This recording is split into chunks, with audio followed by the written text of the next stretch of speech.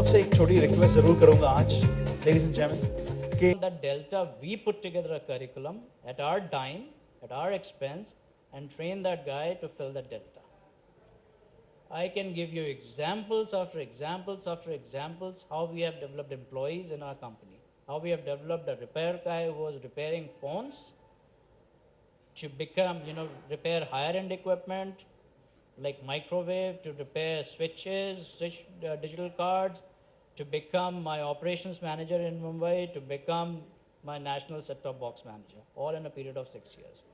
I can tell you I've got people who are polishing phones in my company, polishing phones. We taught them how to disassemble, we taught them how to do level 1, level 2 testing. Today they are fixing BTS modules, very complex equipment.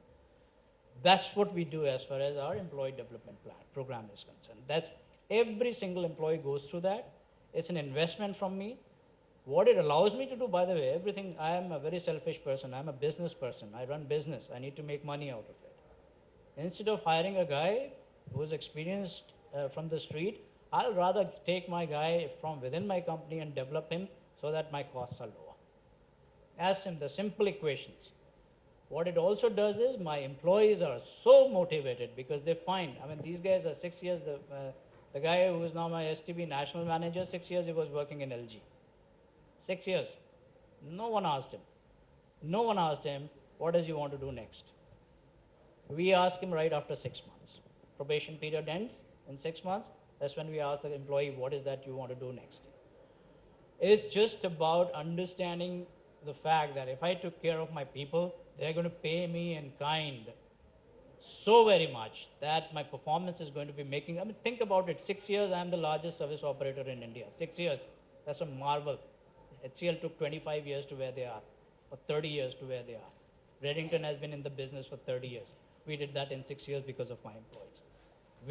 HP became our customers a couple of years ago. They are transitioning all their partners to us.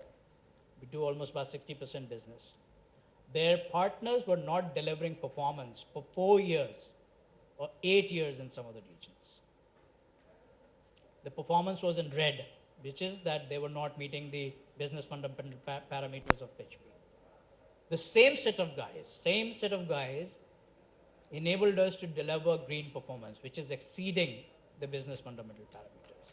All we did is really took care of those guys. And that's how we really were able to deliver excellent performance. So that's essentially, we're not depending on anyone to develop the skills of our people. We have very, very rigorous training department or very expansive training department. We invest very, very significantly in training.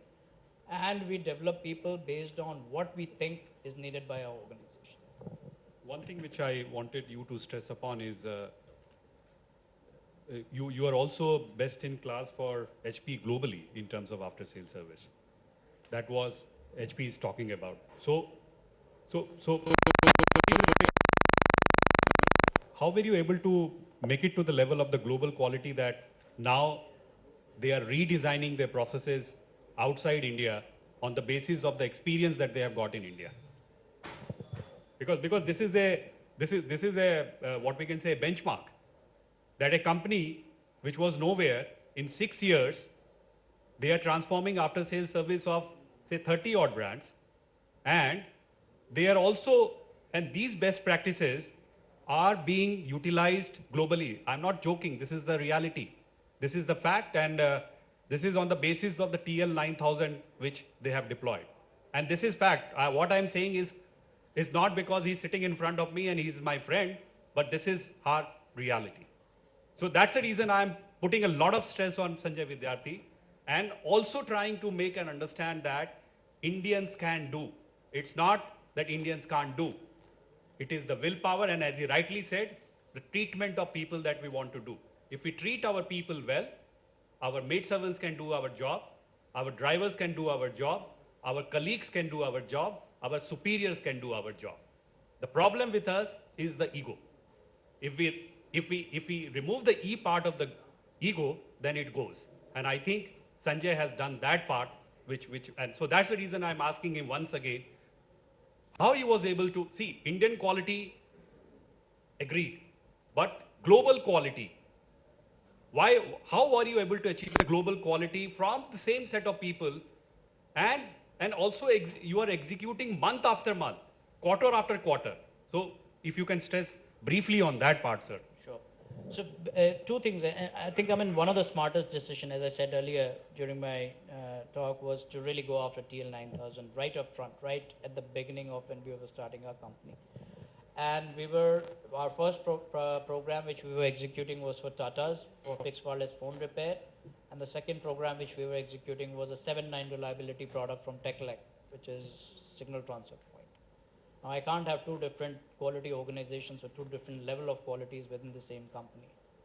So the stress was essentially that whatever we are doing is going to be seamless quality, whether we are repairing phone or whether we are repairing a very complicated switch. The way we really achieved is very simple stuff, and this is the learning what we have done. Where we falter as Indians is what we mastered here. One, take care of people, we falter big time. You look around your industry and see how you treat your workers.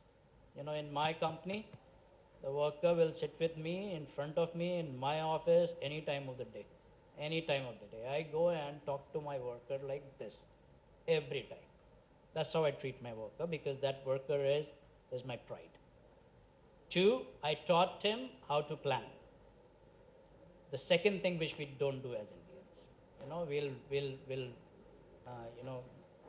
we'll put a road, and next thing you know, we are digging the road because we have to put a wire in there. We plan extensively, exhaustively. And the third thing which we do, which we teach our kids, is follow the process.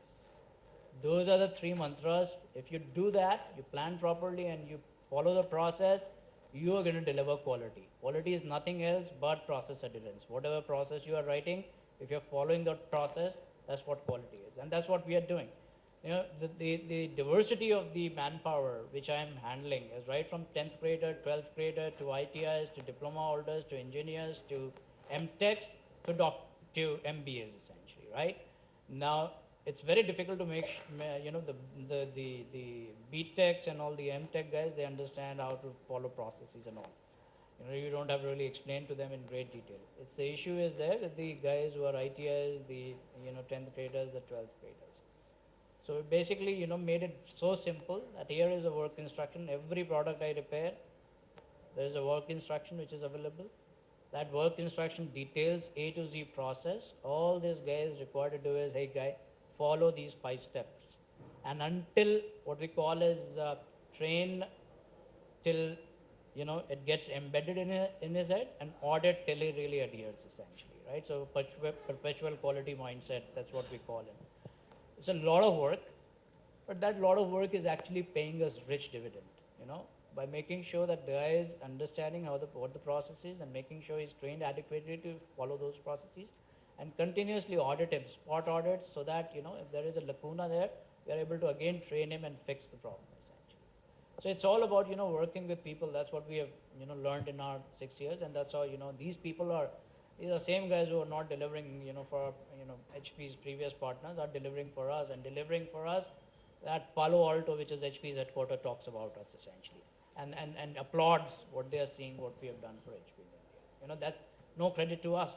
The credit is to the same guy who was doing work earlier, and credit to him that he has really turned around HP's performance for us essentially. And I would also like to stress that one of the leading brands in US for after sales service is trying to replicate the process of IQOR India. And IQOR worldwide is planning to use that process to, what we can say, to do after sales service for the leading brand in US and also leading brand in the world. I won't be able to tell the name, but they are working on that model. So coming back to the success, after listening to the success story, now I come back to Colonel Pramod Swarup Gupta, who is the Deputy Director for Telecom Sector Skill Council. And they have done very extensive skill gap analysis. So let us hear from what the skill gap analysis are, and how do they plan to rectify that skill gap analysis so that the blue collar jobs as well as the white collar jobs look more attractive, so that everybody can get a job rather than being unemployed. I'll take on from where Mr. Bhatnagar had left. But before that, I want to correct Praveen. He says about the blue collar and the white collar. Now there's a new terminology which says rust collar also, right? So it's from the rust to the white collar. The blue collar is somewhere in between. What Mr. Bhatnagar had just mentioned and what the previous panel was talking about the workforce and how do we convert this workforce into a skilled manpower, convert them into a skilled manpower that could be utilized. We all know that India is a country of 1.2 billion people, and out of this we have a very large middle class and English-speaking middle class. If we were to utilize this manpower or skill this manpower, we could be a global hub to provide manpower not only within India but even outside. So there is a need for skill development, and there was a study done by the NSDC, and there was a study which says that there is a requirement of something like 500 million people to be skilled by 2022, of which about 150 million has been taken on by the NSDC, which they plan to skill through the sector skill councils.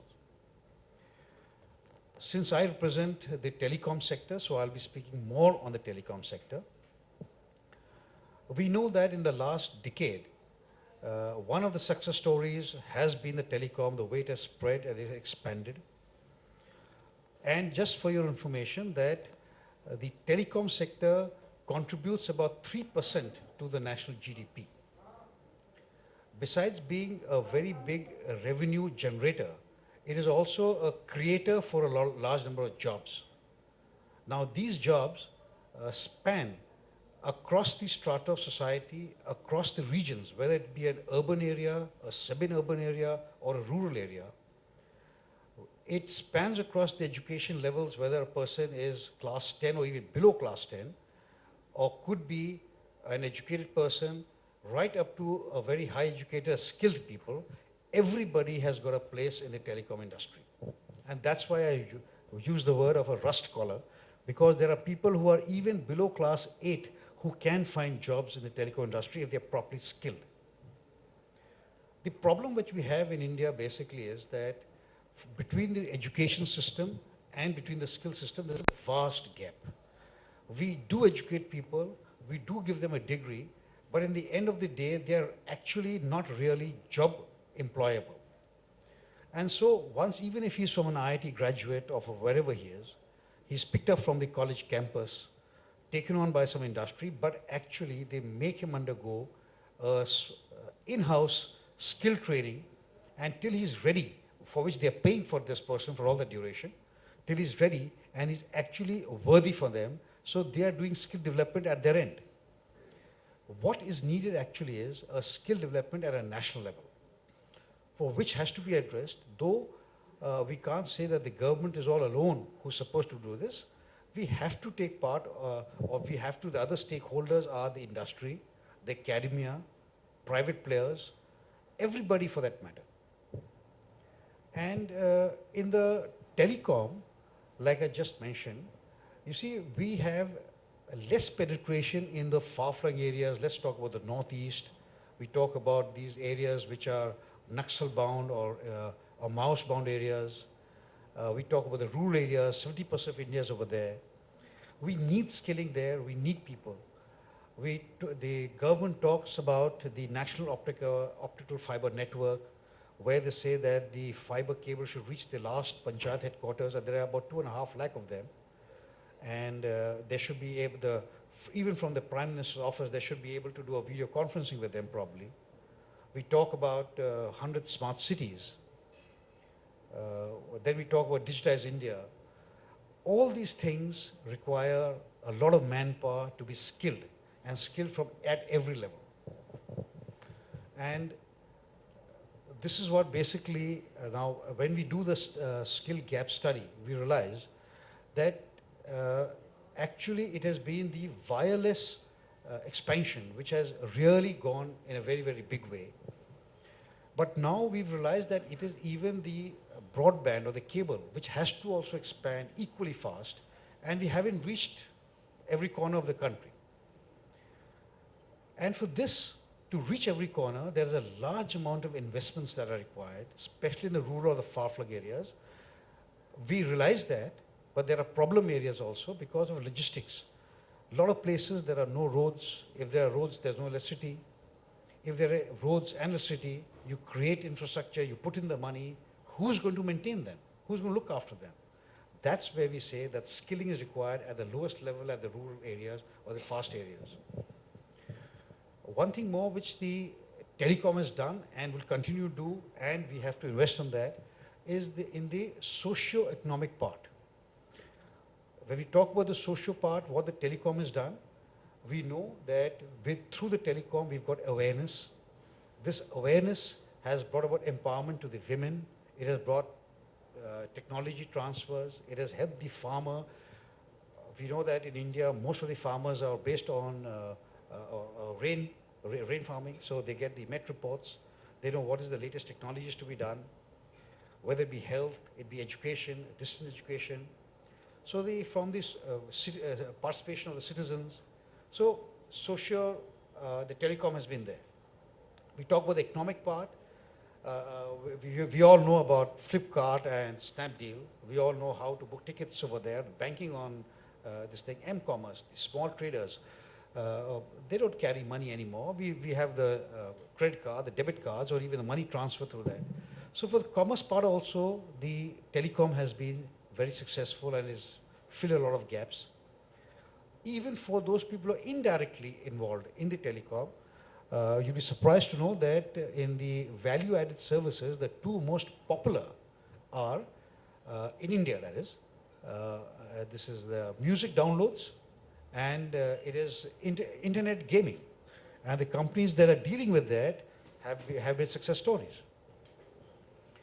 So basically what I'm trying to say is that the gaps are there and they have to be covered, and how do we cover them? I can only talk about the telecom. We have had partnerships with about 140 industries who've said that yes, you do the skill gapping and we take on those people, but as long as you do the skill gapping as per our requirement, this is what Mr. Bhatnagar was just mentioning, that we create standards for the skills within the telecom sector, which we take from the industry as per their requirement, whatever they tell us, we convert them into a particular format and get them approved or promulgated at the national level for standards which will be required by the industry, and they absorb the people. So we're creating the standards through the industry. We've had partnerships with the academia. Today, there are 17 universities who are with us, who adopted our standards, and they've made them a part of their regular curriculum. Only about last month, just for example, Amity University, which is at Noida, their batch had passed out, from the telecom engineer batch had passed out. They've adopted 2 of our qualification packs, or the skill qualifications, which is for the field maintenance engineers and the infrastructure engineers. They've taken as a part of their curriculum. The students, when they were given their degree for engineering, they also got the certificates for the skills. And each one of them is straight away employable by the telecom industry. There are other colleges or universities who approached us, technical universities like Welltech, Chennai. They want to adopt 4 of our courses. We've got partnerships with 11 state governments. They want to adopt our qualification packs and percolate it down to their colleges, their universities. Through the NSDC, there's a partnership with the Pune University, where they've got 400 affiliated colleges, and they have adopted not only telecom, but across the Sector Skill Council, they have adopted their courses as a part of their curriculum. The undergraduates mandatorily are required to adopt one of the skill qualifications. Similarly, we've got this with various other organizations, the private players.